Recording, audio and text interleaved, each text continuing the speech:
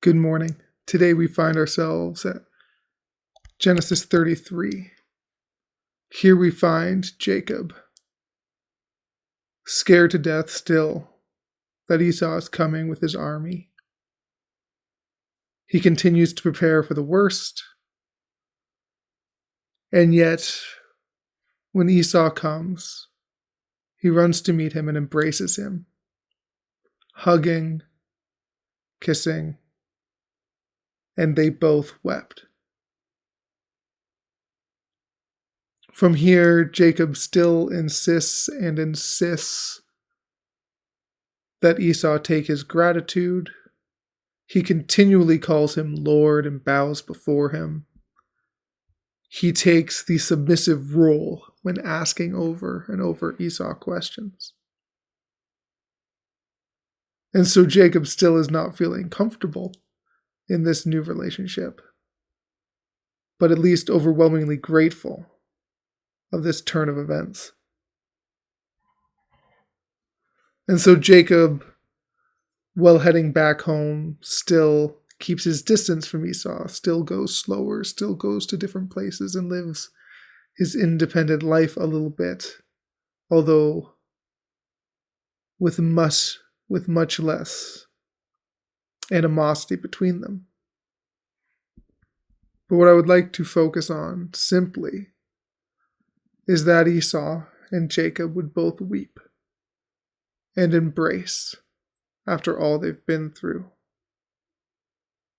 Jacob was not wrong for being afraid, for what he did should have made Esau very angry. Even as Jacob continues to offer him more and more gifts, Esau says, no, I have enough. But Jacob is aware of how much he took from him and wants that conflict gone.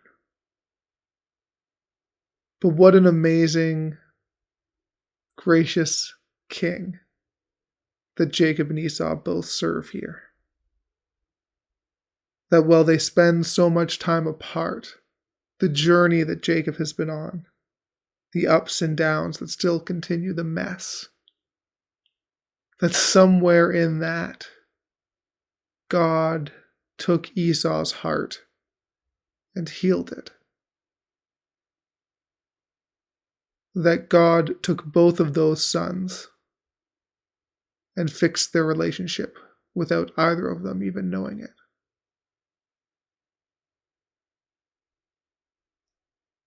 Jacob was expecting the worst, but God made a miracle. And I simply wonder how many relationships that are broken in our lives do we entrust that God can miraculously heal? That he can just take a person's life in a moment and in a whisper and flip it. While we prepare for the worst, could we already be in thanksgiving for the work that God is doing?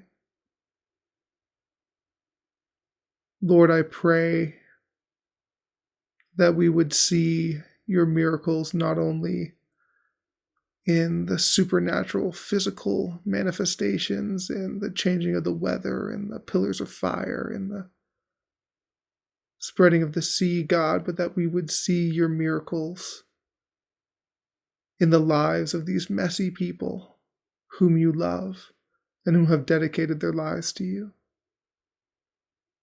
Lord, would we see how gracious you are to them, how forgiving you are, how awesome your power is wielded.